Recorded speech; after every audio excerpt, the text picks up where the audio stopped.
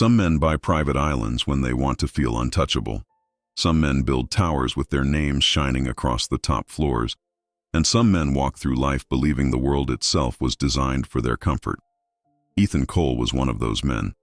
At exactly 2:17 p.m. on a rainy Thursday afternoon in Charleston, South Carolina, Ethan Cole slapped a pregnant nurse in the middle of a hospital corridor and walked away smiling. That was his first mistake. His second mistake was not knowing who her husband was. My name is Nathan Hale. I'm 46 years old, and for most of my adult life I've worked as a federal prosecutor. I've spent nearly 20 years watching powerful people lie under oath while pretending they were victims. Billionaires, politicians, CEOs, men with expensive watches and fake smiles who thought prison only happened to ordinary people. Most of them were wrong eventually, but Ethan Cole, he was spectacularly wrong. The first time I heard his name was almost 2 years before everything collapsed. Cole Dynamics was one of the fastest growing technology companies in the country. Government contracts, military software, surveillance systems, billions of dollars moving through the company every year. And behind all of it stood Ethan Cole. Magazine covers called him brilliant. Business channels called him visionary. Employees called him something very different when cameras weren't around. Dangerous. At the time, my office was quietly building a federal fraud investigation into Cole Dynamics. Millions of dollars had disappeared into offshore accounts. Fake consulting firms were receiving payments tied to government contracts. Witnesses kept changing stories. Every time we got close to the truth, another wall appeared in front of us. Ethan Cole had spent his entire life building walls around himself. Then one Thursday afternoon, he destroyed all of them with a single slap. My wife Emily was 7 months pregnant. She worked at Charleston Memorial Hospital as a labor and delivery nurse. Emily was the kind of woman who made difficult things look easy. She worked double shifts without complaining. She remembered patients' birthdays. She calmed terrified mothers with a single sentence. And somehow, even after 12-hour shifts, she still came home smiling. We had been trying to have a baby for 4 years. 4 years of doctors. 4 years of disappointment. 4 years of pretending we were okay after every failed attempt. Then finally, against every expectation, Emily got pregnant. A baby boy. We had already painted the nursery soft green. We had already chosen his name. Daniel Hale. For the first time in years, life actually felt peaceful. I should have known it wouldn't last. That Thursday afternoon, I was sitting in my office reviewing financial records connected to Cole Dynamics when my phone rang. Emily never called me during work unless something mattered. The second I answered, I knew something was wrong. "Nate," she said softly, "don't panic." Nothing good ever follows those words. I stood immediately. "The baby? He's okay." My entire body relaxed for half a second. Then her voice cracked. But something happened. I felt the room go cold around me. Emily explained that Ethan Cole had arrived at the hospital earlier that afternoon to visit his father. After surgery, 3 security guards followed him through the hallways while employees practically moved out of his way. According to witnesses, he was already yelling into his phone before stepping off the elevator. Emily was pushing a medication cart around the corner near the surgical wing when they nearly collided. The cart brushed his sleeve. That was it. One tiny accident. And Ethan Cole reacted by slapping my pregnant wife across the face. Hard. Right there in the hospital corridor. In front of nurses. In front of patients. In front of security cameras. Then he straightened his jacket, smiled slightly, and walked away like nothing happened. Like she was nothing. I remember sitting down slowly because suddenly I couldn't feel my legs. "He hit you?" I asked quietly. "It was a slap," Emily whispered. "He touched my wife." "Nate, did you go to emergency?" "Yes." "And the baby?" "They checked everything. Heartbeat is normal." I closed my eyes. Thank God. But relief lasted only a second before anger replaced it. Not loud anger. The dangerous kind. The calm kind. Emily noticed immediately. "You're doing the quiet voice," she said. I walked toward the office window and stared down at the traffic below. "What happened after he hit you?" "He just walked away," she whispered, like nothing happened. That sentence stayed in my head. like nothing happened, because that was Ethan Cole's entire life. Things happen to other people. Never to him. I hung up 10 minutes later and immediately called my assistant. "Kara," I said calmly, "bring me every active file related to Cole Dynamics." There was a pause. "All of them?" "All of them." Then I sat alone in my office staring at the hospital security footage that had just arrived. I watched Ethan Cole slap my pregnant wife 3 times in a row, the first time as a husband, the second time as a prosecutor, and the third time as a man who finally understood exactly how arrogant Ethan Cole truly was. Because powerful men survive by staying careful. Ethan had stopped being careful years ago. And men who stop being careful eventually destroy themselves. That night, when I got home, Emily was curled up on the couch wearing one of my old hoodies. Her cheek was slightly swollen. The moment I saw it, I had to look away. Not because I was weak, because I was furious. Emily reached for my hand. "He's not worth ruining your life over," she whispered. I looked at her quietly. Then I smiled slightly. Who said anything about ruining my life? For the first time that night, Emily looked worried, because she knew me, and she knew that when I became this calm, someone else was about to have a very bad future. The next morning, I officially removed myself from the Cole Dynamics investigation. Legally, I had no choice. A defense attorney would destroy the case if I stayed involved after Ethan Cole assaulted my wife. Any conviction could become vulnerable. On appeal, rules mattered, procedure mattered, and I had spent my entire career believing justice only worked when those rules were followed correctly. So I recused myself. Properly, professionally, completely. But Ethan Cole made one fatal mistake. He assumed removing me meant removing the danger. He had no idea who was replacing me. Assistant U.S. Attorney Rachel Mercer was one of the smartest prosecutors I had ever worked with. Former military attorney, brilliant in court, completely fearless. Rachel had spent years prosecuting organized crime before moving into corporate corruption cases, and she hated powerful predators with a level of intensity that honestly scared even other prosecutors. When she walked into my office after the reassignment became official, she closed the door quietly behind her and sat across from me without saying anything for several seconds. "I heard about your wife," she finally said. "She's okay." "She tougher than you?" "Absolutely." Rachel nodded once. Then she placed both hands on the Cole Dynamics case file sitting between us. "I'm taking over everything," she said. "I know. You trust me?" "With my life." A long silence passed between us. Then Rachel leaned back slightly in her chair. "He really hit a pregnant nurse in a hospital hallway?" I slid the security footage across the desk toward her. Rachel watched it once. Halfway through the video, her jaw tightened. By the end, she looked almost personally offended. "Wow," she whispered. That single word carried more danger than shouting ever could. 3 days later, the footage leaked online. Officially, nobody knew how. Unofficially, reporters suddenly became very interested in public records requests connected to Charleston Memorial Hospital. Within hours, the video exploded across social media, a billionaire slapping a pregnant nurse. America saw it on repeat. Millions of views. Thousands of comments. National outrage. Ethan Cole's public relations team released a statement describing the incident as an unfortunate misunderstanding during a stressful family moment. That statement made everything worse because now, people weren't just angry, now they were insulted. Former employees began speaking publicly almost immediately.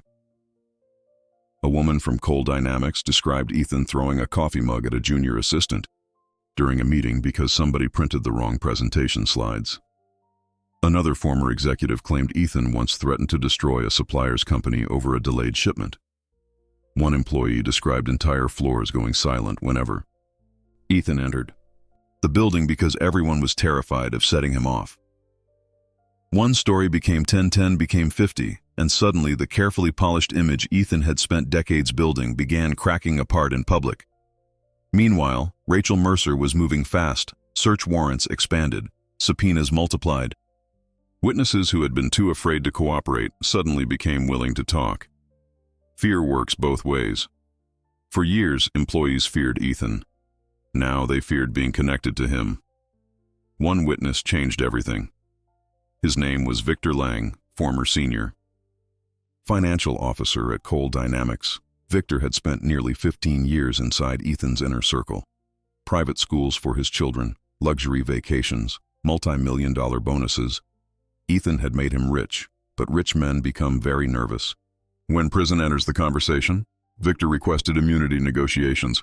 Rachel called me late that night. "You sitting down?" she asked. "Should I be?" "Oh yeah."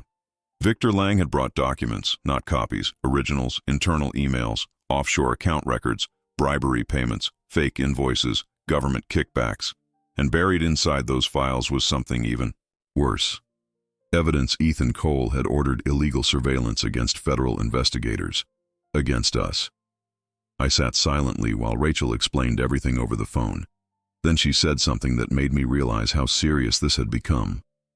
"Nate, this isn't just fraud anymore." "No," I agreed quietly. "It's conspiracy." That word changes cases. Fraud cases sometimes end in settlements. Conspiracy cases end in prison. The next morning, federal agents executed simultaneous search warrants on 3 Cole Dynamics offices. News helicopters circled overhead while employees stood outside watching armed investigators carry out boxes of evidence. For the first time in his adult life, Ethan Cole looked nervous on camera, but even then, he still believed money could save him. That afternoon, one of the most expensive defense attorneys in New York held a press conference insisting Ethan was the victim of a politically motivated attack. Rachel Mercer watched the press conference from her office television. Then she muted the screen and smiled slightly. "He still thinks this is a negotiation," she said, but it wasn't. It had already become an execution, and Ethan Cole was still too arrogant to realize it. That night, I came home to find Emily sitting on the nursery floor folding tiny baby clothes. Soft blue blankets, small socks. Little shirts so tiny they barely looked real. For a moment, the investigation disappeared from my mind completely. Emily looked up at me carefully. "How bad is it getting for him?" I sat beside her slowly. "Very bad." She folded another shirt quietly. "I don't want revenge, Nate." I looked at her. "What do you want?" She thought about that for a long moment. Then she answered softly. "I want him to understand he can't treat people like they're worthless." I stared at my wife sitting there on the nursery floor with one hand resting gently against her pregnant stomach, and suddenly I realized something. Emily still believed Ethan Cole could learn something. From consequences, I didn't. Men like Ethan rarely change, but they can fall, and when they do, they usually fall hard. Ethan Cole tried to contact me directly 3 days after the press conference. That alone told me everything about his mental state. Men like him never reach out personally unless something inside their carefully controlled world has already started collapsing. I was leaving the federal courthouse when a black SUV rolled slowly to a stop beside the curb. The back window lowered, and there he was, Ethan Cole. Same expensive suit, same perfectly styled appearance, same controlled expression he always wore in public. But something was different now. His eyes didn't hold confidence anymore.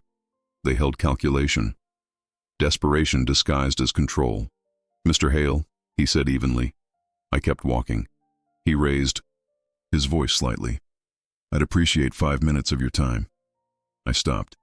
Not because I owed him anything, but because I wanted to hear what a man like him sounds like when he realizes the world is no longer responding the way it used to. I walked closer to the SUV. "What do you want?" I asked. Ethan gave a small, practiced smile. "I think we both understand this situation has become unnecessarily complicated." I stared at him. "You assaulted my wife." His expression didn't change. "It was an accident that's been misinterpreted." That sentence told me everything I needed to know about Ethan Cole. No guilt, no accountability, only irritation that consequences existed at all. "I want this resolved privately," he continued. There it was, the real reason he came. Control. Not apology, not remorse, control. "What exactly are you trying to resolve?" I asked quietly. "The investigation," he said smoothly. "The media attention, the misunderstanding involving your wife. My jaw tightened slightly. Misunderstanding. That's what he called it. Then Ethan leaned forward just enough to lower his voice. You're a smart man, Mr. Hale. Smart men understand opportunity when they see it. That was the moment everything shifted, because Ethan Cole had just made a mistake he couldn't undo. He thought he was speaking to someone he could influence, someone he could manage, someone who could be negotiated with. But I wasn't a witness, I wasn't a victim, and I definitely wasn't someone he could intimidate. What are you offering me? I asked quietly. His smile widened slightly, confident again. I'm offering a solution that benefits everyone. Quiet resolution. No unnecessary damage, no escalation. I looked at him for a long moment. Then I said the only thing that mattered. You should speak to your attorney. Ethan's expression flickered for the first time. Just for a second. Then he tried again. You don't want your wife dragged through more public attention than necessary, do you? That was it. That was the line. Something inside me went completely still. Not anger, not shock, clarity. Because now it wasn't just arrogance, it was threat. I stepped back slightly. You're done talking, I said. Ethan frowned. I'm trying to help. You avoid unnecessary consequences. I nodded slowly. Let me be very clear, I said. You don't get to hit my wife, and then decide what consequences are unnecessary. Silence fell between us. Even the traffic noise around the courthouse felt distant. Ethan studied me for a moment, trying to regain control of the situation. Then he made the second mistake. He smiled again. You're making this personal. I almost laughed. It became personal the second your hand touched her face. A beat of silence. Then I stepped back fully. You need to leave, I said calmly. Ethan's eyes narrowed slightly. This doesn't end the way you think it does, he said. I turned away before responding. Call your lawyer, I repeated. And I walked into the courthouse without looking back. Behind me, the SUV stayed parked for a few seconds longer than it should have. Then it drove off. Slowly, like a man trying to convince himself he still had control. The moment I reached my office, I closed the door and called Rachel Mercer. She answered immediately. What happened? She asked. How did you know something happened? Because you only call me like that when someone does something stupid. I sat down.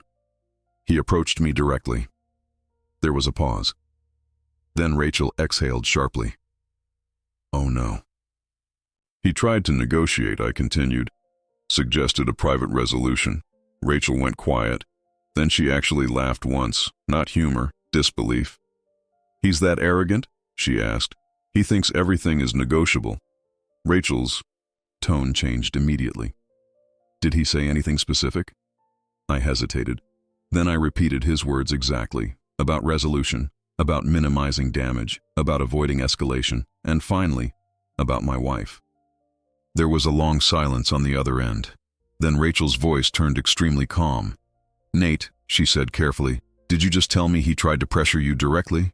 Yes. Another pause. Please tell me there were witnesses. I closed my eyes. There's always surveillance outside the courthouse. That was all she needed. I'm documenting everything, she said immediately. This just escalated to attempted obstruction and witness tampering. I leaned back in my chair. And Rachel? Yeah? He still thinks this is a business negotiation. Rachel's voice dropped slightly. No, she said. He thinks he's above consequences. That was the difference. Negotiators understand risk. Arrogant men don't believe risk applies to them. Over the next 2 weeks, everything accelerated. Search warrants expanded into new divisions of coal dynamics. Financial records began exposing patterns even more serious than expected. Employees started disappearing from the company in waves. Some resigned quietly. Others requested transfers. A few cooperated with investigators immediately, terrified of being the last person standing in a collapsing system. And then came Victor. Lang's full cooperation agreement. That changed everything. Because Victor didn't just bring evidence, he brought structure. He showed how the money moved, how the shell companies connected, how the bribes were disguised, how the internal approvals worked, and buried in the middle of it all, a direct chain linking Ethan Cole to illegal surveillance operations targeting federal investigators, including me. Rachel called me late one night. "We've got him," she said. I didn't respond immediately. I was staring at Emily across the room as she slept on the couch with one hand resting protectively over her stomach. Then I finally spoke. "How bad?" Rachel didn't hesitate. "Federal conspiracy, obstruction, fraud, bribery, and surveillance targeting government officials." A pause. "He's not walking away from this." I closed my eyes for a moment. Then I said quietly, "Good." That single word changed nothing in the investigation, but it changed everything in me. Because this was no longer about anger. It was about completion, about consequences finally catching up to a man who had spent his entire life outrunning them. And Ethan Cole still didn't realize it yet, but the system had already closed around him, quietly, completely, and permanently. The first crack in Ethan Cole's world didn't look dramatic from the outside. No explosion, no public breakdown, no sudden collapse. It started with numbers. Cold, quiet numbers on financial reports that no longer made sense. Investors began pulling out of Cole Dynamics slowly at first, like people stepping away from a sinking floor without fully admitting the building was going down. Then faster, then all at once. By the time the formal trial date was announced, Ethan's company was already bleeding, and so was his confidence. I didn't attend the trial in person at first. Professionally, I didn't need to. But Rachel? Mercer kept me updated every evening, and from her voice alone I could tell something had changed inside that courtroom. Ethan Cole was no longer controlling the narrative. He was reacting to it, and reaction is where powerful men start losing. The trial began on a Monday morning. The courthouse was surrounded before sunrise. Reporters lined the steps. Cameras pointed at the entrance. Former employees gathered quietly in small groups, watching like people waiting for a storm to finish. Passing.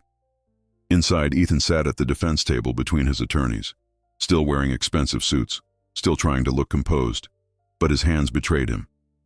Constant movement, small adjustments, fingers tapping against the table. Signs of a man who couldn't find stillness anymore. Rachel described the opening statement to me later that evening. Calm, controlled, precise. She didn't attack Ethan emotionally. She didn't need to. She simply laid out the structure of the case like she was building a map for the jury. Money flows, shell companies, bribery chains, illegal surveillance, witness intimidation. And then she ended with a single sentence that apparently shifted the entire courtroom. "This case is not about complexity," she said. "It is about arrogance." That word again, arrogance, because that was the foundation of everything Ethan Cole had built. Overconfidence disguised as intelligence, control disguised as leadership, power disguised as entitlement. The first witness was a former senior engineer from Cole Dynamics, a man in his early 40s, nervous, careful, but honest. He described how internal concerns about financial irregularities were ignored, how managers who questioned transactions were removed from projects, how certain clients were prioritized based not on merit but on hidden financial agreements. Every answer made Ethan's defense team shift slightly in their seats, because the pattern was becoming undeniable. This wasn't one mistake. It was a system, a structure built to protect fraud. By the third day, Rachel introduced something the defense didn't expect: the hospital footage. Not as emotional evidence, not as character assassination, but as context, because the jury needed to understand who Ethan Cole was when he believed no consequences would follow him. The screen in the courtroom showed my wife, pregnant, pushing a medication cart. Then Ethan appearing, the collision, the slap, the aftermath. Silence filled the room as the video ended. Rachel didn't speak for several seconds. Then she simply said, "This is the defendant." No exaggeration, no commentary, just fact. I wasn't in the courtroom, but Rachel told me later that Ethan shifted in his seat for the first time during that moment. Not anger, not denial, something closer to discomfort. Because for men like him, exposure is worse than accusation. Accusation can be argued. Exposure just exists. The defense tried everything. They argued misinterpretation of financial data. They attacked witness credibility. They suggested internal disagreements were being exaggerated for personal gain. They even tried to frame Ethan as a victim of corporate sabotage. But the deeper the trial went, the more fragile those arguments became. Because truth has a way of stacking itself, piece after piece, until denial becomes impossible. Then came Victor Lang's testimony. That was the turning point. Victor didn't speak like a man trying to destroy someone. He spoke like a man relieved to finally stop lying. He walked the jury through account structures, offshore transfers, coded communications, each explanation tied directly back to Ethan. And for the first time, the courtroom didn't feel like a debate. It felt like documentation. By the second week, Ethan's behavior changed noticeably. Rachel told me he stopped making eye contact with witnesses, stopped reacting to testimony, stopped speaking during breaks. It wasn't strategy anymore. It was retreat. One afternoon, a former employee testified about internal intimidation practices, how executives were pressured into silence, how careers were quietly ended, how fear was used as management. Halfway through testimony, Ethan suddenly leaned forward and whispered something to his attorney. The judge noticed immediately. "Mr. Cole," she said sharply, "do not communicate with counsel during testimony interruptions unless necessary." Ethan nodded quickly, but Rachel told me that was the moment she realized something important.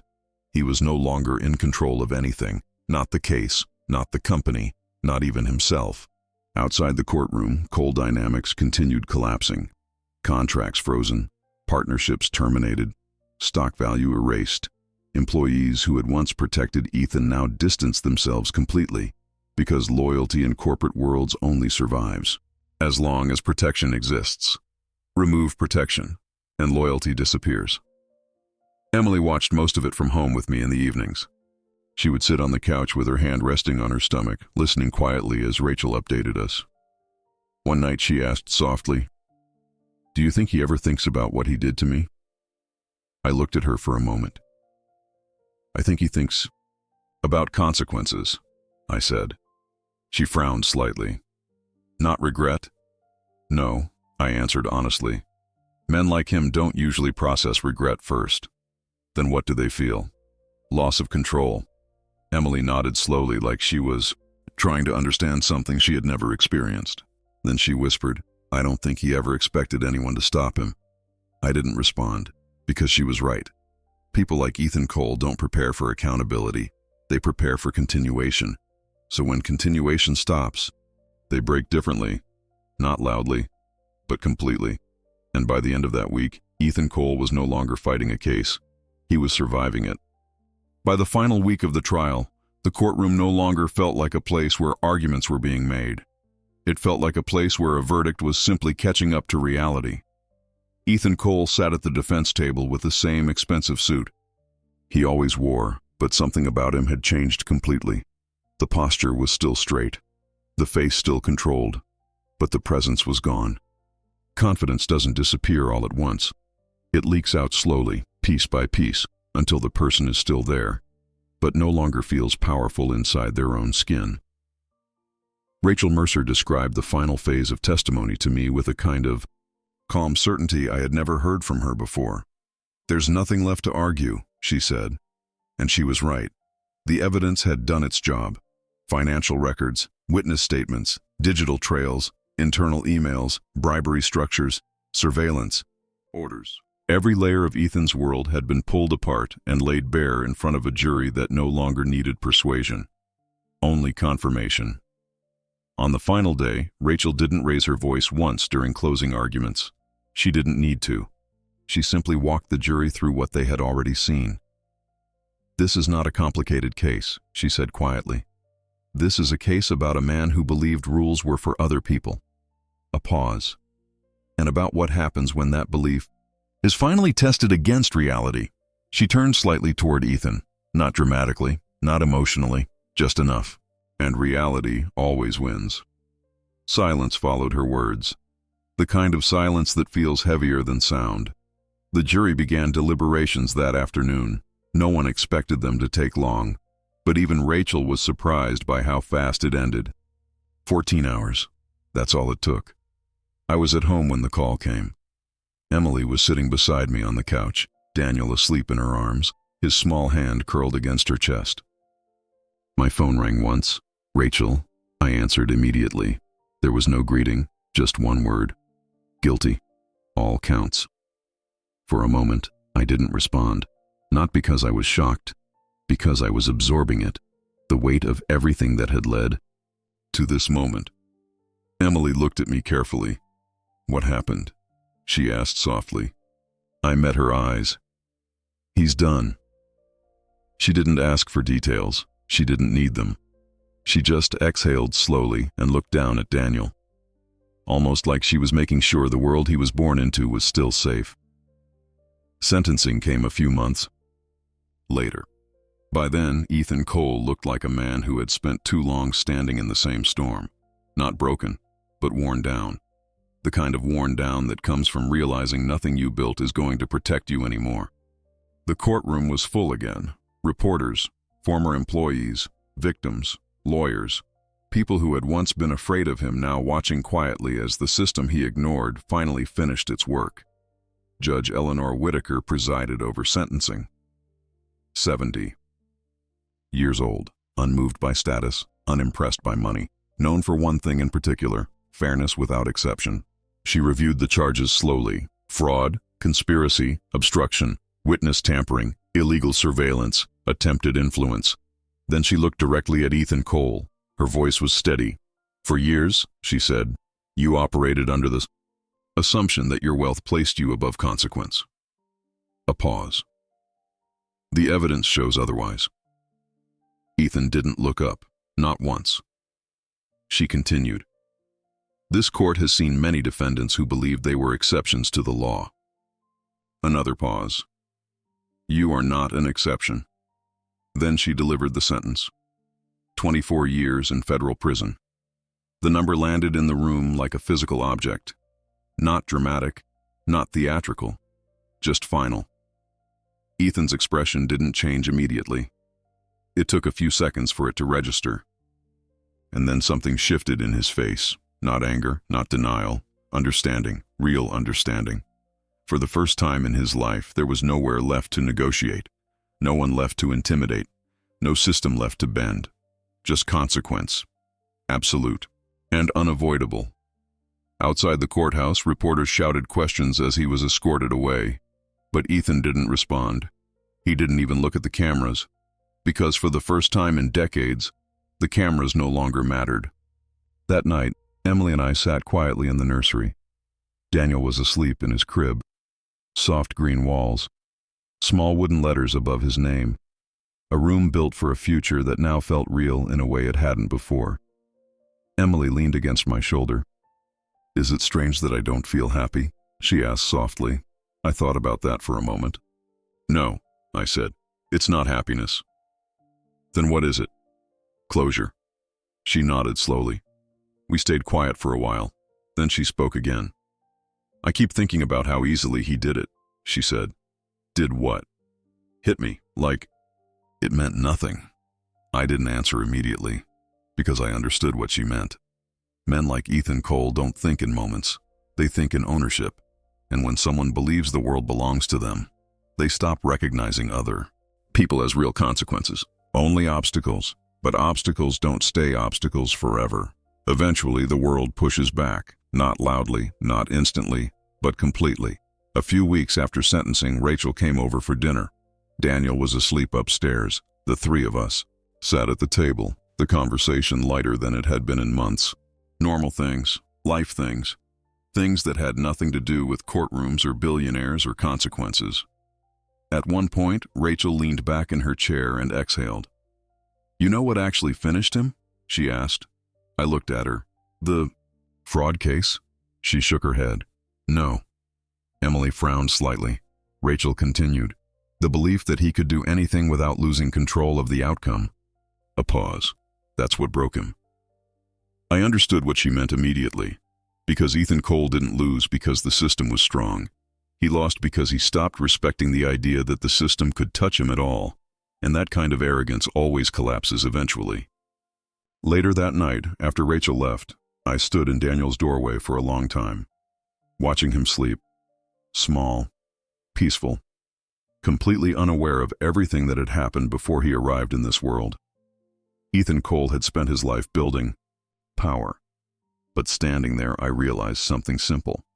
Power doesn't protect you from consequences. It only delays them. And delay is not escape. It is just distance before impact. I turned off the light and walked back down the hallway.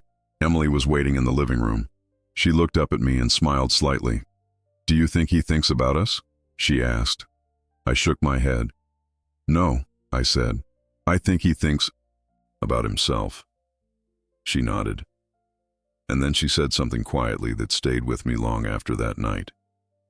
Then he never understood what he really lost. And she was right. Because Ethan Cole thought he lost money, or freedom, or status. But what he really lost was the illusion that he could control everything. And once that illusion breaks, nothing else ever feels stable again.